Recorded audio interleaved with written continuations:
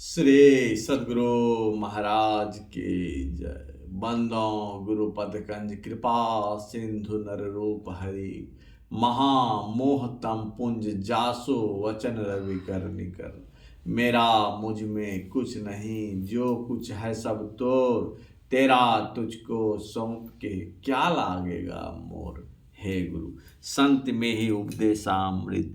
गुरु महाराज का नित्य प्रतिदिन प्रवचन में जी शरीर में जीवात्मा और परमात्मा है, फिर भेंट क्यों नहीं होती है। बिंदु पीठंग बिनी भीर्वंग नादलिंग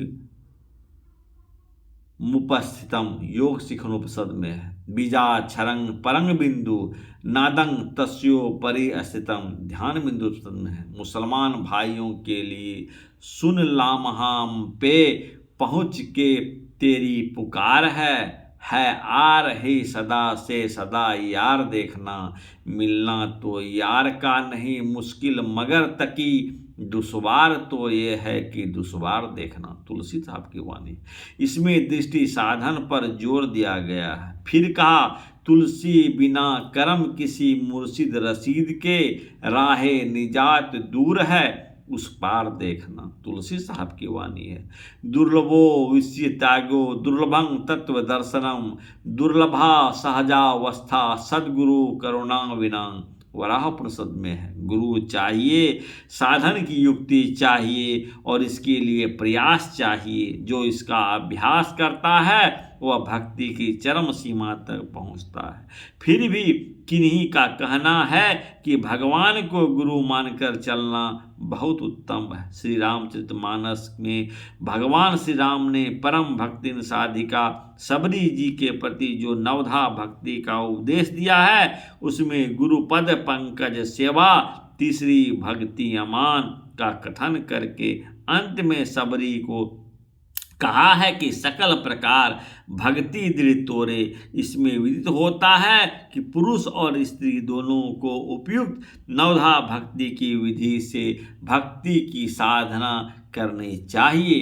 यह प्रसिद्ध है कि सबरी जी मतंग मुनि की शिष्या थी। श्री मीराबाई जी का यह शब्द है, मीरा मन मानी सूरत शैल आसमानी, जब जब सूरत लगे वा घर की, पल पल नैनन पानी, ज्यों ये पीर तीर समसालत, कसक कसक कसकानी, रैन दिवस मोहि नींद न आवत, भावे अन्न न पानी। ऐसी पीर विरह तन भीतर, जागत रैनी बिहानी। ऐसी वेद मिले कोई बेभेदी, देश विदेश पिछानी। तासो पीर कहो न केरी, फिर नहीं भरमो खानी। खोजत फिरो भेद वा घर की, कोई न करत बखानी।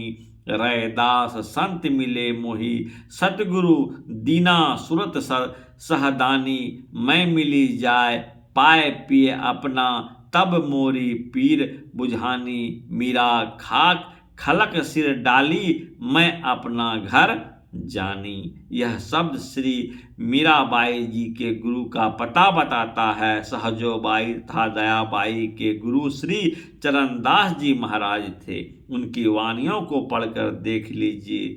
चरणदास गुरु सहजो केरे, नमो नमो बारंबार, और चरणदास कृपा सुसहजो भरम करम भयो छार। आदि शिक्षा और दीक्षा सबको चाहिए, परंतु कान फूकना कोई दीक्षा नहीं है और न अध्यात्म पथ में इसका कोई अर्थ है। भक्तियन सिस्टर निवेदिता श्री स्वामी विवेकानंद की शिष्या थी। श्री समर्थ रामदास जी महाराज छत्रपति शिवाजी राव के गुरु को भी शिष्याएं थी। भगवान बुद्ध और कबीर साहब आदि संतों की भी शिष्याएं थी, जिससे विदित होता है कि स्त्रियों के वास्ते पति सेवा और पतिव्रत धर्म का पालन के सहित अध्यात्म धर्म मोक्ष धर्म के पथ में योग गुरु से शिक्षा और दीक्षा ग्रहण करने की आवश्यकता अनिवार्य रूप से है।